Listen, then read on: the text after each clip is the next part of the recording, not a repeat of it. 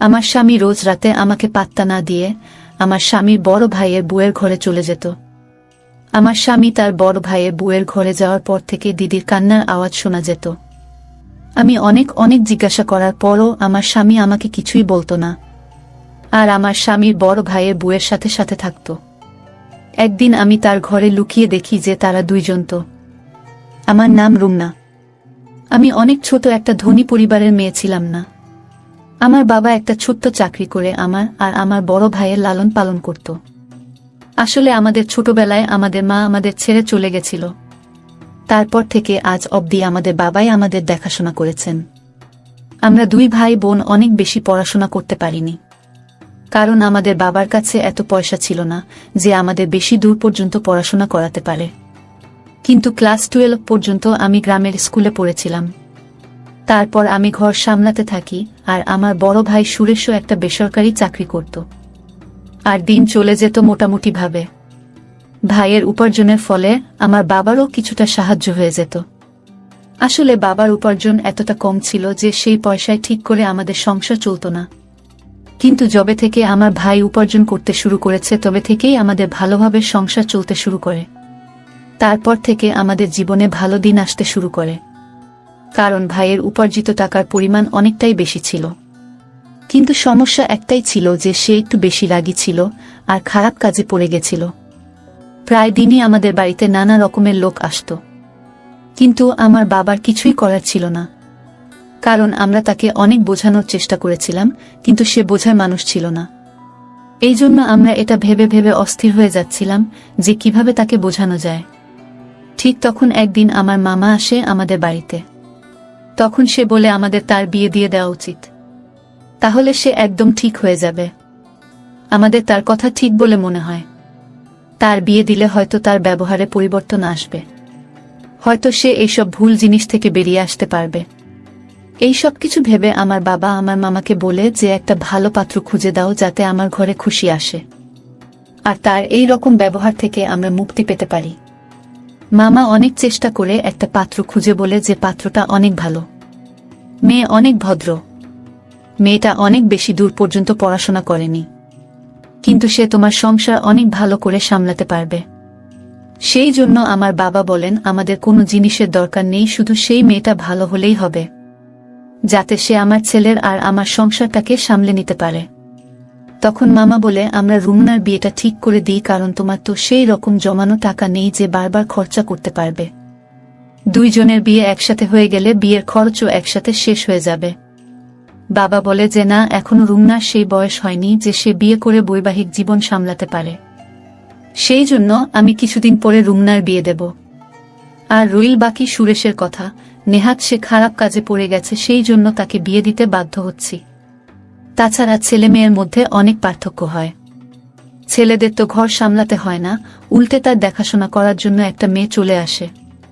কিন্তু এই মুহূর্তে যদি আমি আমার মেয়ের বিয়ে দিয়ে দিই তবে সে হাজারো সমস্যার মধ্যে পড়ে যাবে। না জানি শ্বশুরবাড়ির ভিতরে তাকে কি কি করতে হবে। সেই জন্য কিছু সময় পরে আমি রুমনার বিয়ে দেব, এখন না। সব শুনে মামা বলে কোনো সমস্যা না, যেমন তোমার ইচ্ছা। যাই হোক, এই সব ভেবে আমরা ভাইয়ের জন্য বিয়ের পাত্র দেখে অনেক ধুমধাম করে ভাইয়ের বিয়ে দিয়ে দিই। আমার বড় ভাইয়ের বিয়ের পর তো যেন আমাদের বাড়িটা অনেক সুন্দর হয়ে গিয়েছিল, কারণ বৌদি আসার পরে আমার ভাই সব খারাপ কাজ করা বন্ধ করে দেয়। সে খারাপ কাজ করার পাশাপাশি সব খারাপ কাজ করা ছেড়ে দেয়, আর সে অনেক মন দিয়ে নিজের কাজকর্ম করতে শুরু করে এবং সব বাড়ির দায়িত্ব পালন করতে শুরু করে। ভাই আমার বাবাকেও কাজে যেতে বারণ করে দেয়, আর বলে এখন আমি উপার্জন করি, তোমার এত ছোটখাটো চাকরি করতে হবে না। এখন বাবা সারাদিন বাড়িতে বসে আরাম করে, বৌদি তার সেবা করে, আর ভাই মন দিয়ে চাকরি করে পয়সা উপার্জন করতে শুরু করে, যার জন্য আমাদের সংসার অনেক ভালোভাবে চলে যেতে থাকে। পাশাপাশি আমাদের টাকাও জমতে শুরু করে। এখন আমাদের সুখের দিন ছিল। এভাবেই দিনগুলো পার হতে থাকে। আস্তে আস্তে আমার আর বৌদির মধ্যে এত ভালো সম্পর্ক তৈরি হয়ে যায় যে আমরা বৌদি আর আমি কম, একে অপরের বোন বেশি ছিলাম। আমি সব কথা আমার বৌদিকে বলতাম, আর বৌদি আমাকে নিজের সব থেকে ভালো বন্ধু মনে করত। সে তার নিজের সব ছোট বড় কথা আমাকে বলতো, আর সে বলতো তুমি তো আমার নিজের ছোট বোনের মতো। আমার আর বৌদির এত ভালো সম্পর্ক দেখে বাবা আর ভাই অনেক খুশি হতো। হয়তো আমার বৌদি আমার বাবা ভাইয়ের এত ভালোবাসা পেয়ে সে তার বাবার বাড়িতেও যেতে চাইতো না। আমি মাঝে মাঝে ভাবতাম এ কেমন মেয়ে যে বাবার বাড়ি থাকার চেয়ে বেশি বাড়িতে থাকতে পছন্দ করে। হ্যাঁ, এটাই আমার বৌদি ছিল। সে এই রকমই। হয়তো সে এখানে বাবার বাড়ির থেকে বেশি ভালোবাসা পেত, সেই জন্য সে তার বাবার বাড়িতে যেতে চাইতো না। তাছাড়া তার সাথে এরকম ব্যবহার করতে আমারও ভালো মনে হতো। আর তাছাড়া আমার বাবা আমাদের সবসময় বোঝাত যে যেমন কর্ম করবে সে রকমই ফল পাবে। আর যদি আমি আমার বৌদির সাথে ভালো ব্যবহার করি তাহলে পরবর্তীকালে আমিও শ্বশুর বাড়ি গিয়ে ভালোভাবে থাকতে পারবো।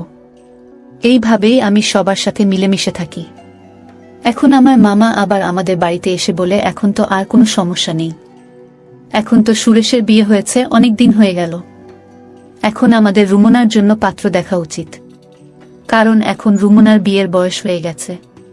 তখন আমার বাবা বলে এখন আমার রুমনার বিয়ে দিতে কোনো অসুবিধা নেই, কারণ আমার ছেলে ঘর সামলে নিয়েছে আর আমার সেবা করার জন্য আমার মেয়ের মতো একটা বৌমা এনেছে। এখন রুমনার জন্য কোনো ভালো ছেলে খুঁজতে হবে।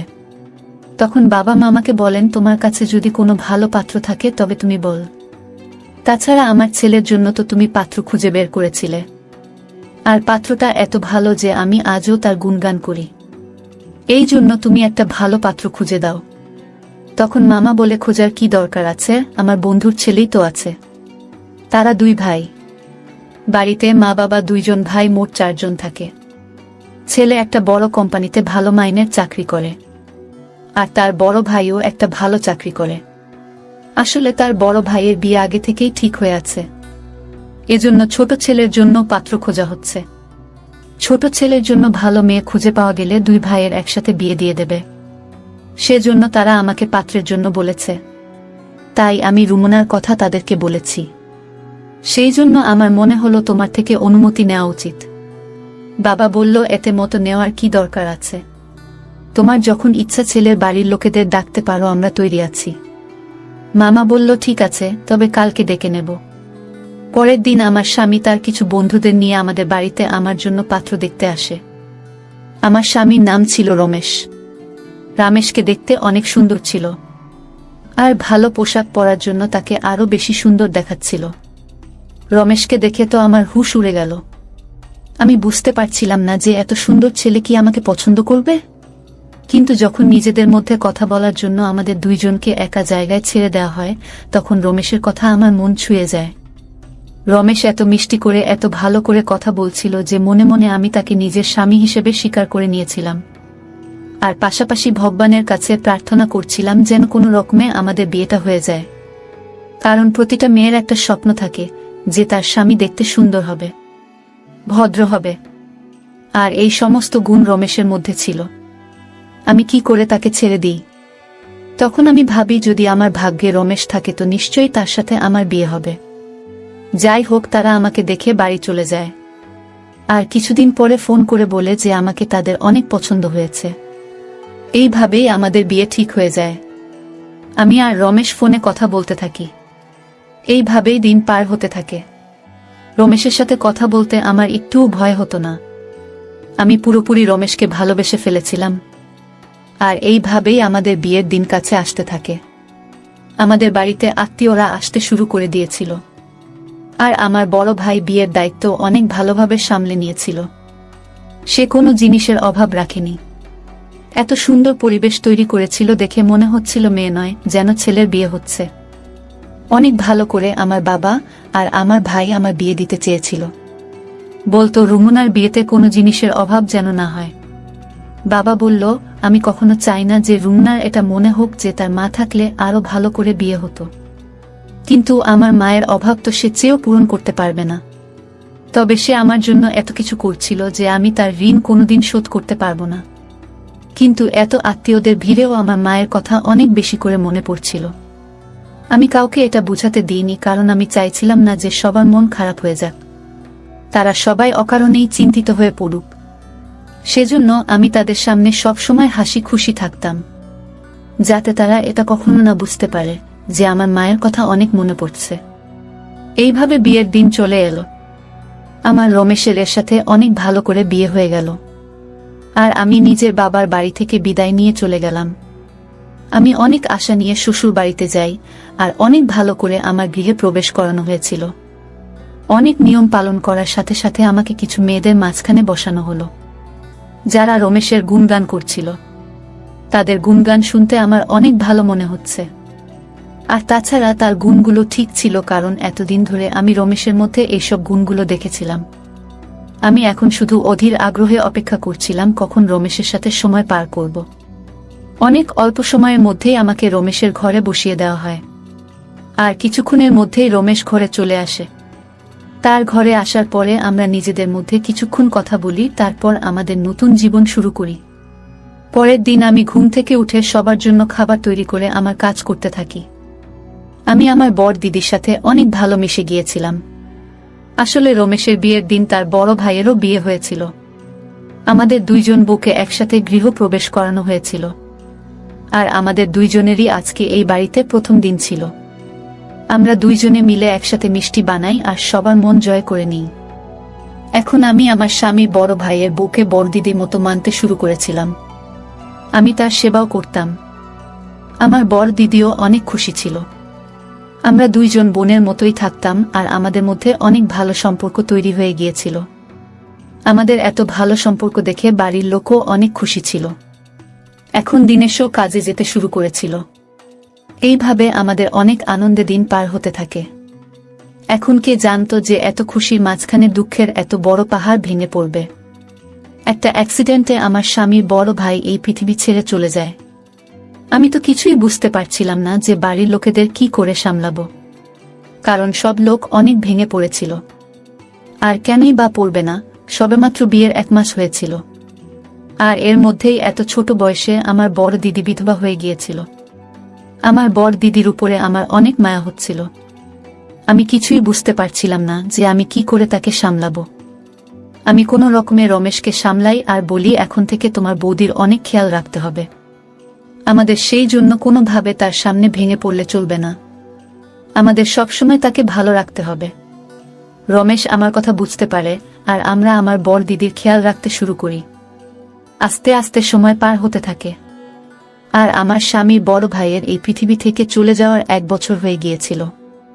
আমাদের বাড়িতে সবাই বলে যে আমার বড় দিদি বিয়ের মাত্র 1 মাসের মধ্যেই তার স্বামী এই পৃথিবী ছেড়ে চলে যায়, আর তার জীবন শুরু হওয়ার আগেই শেষ হয়ে যায়।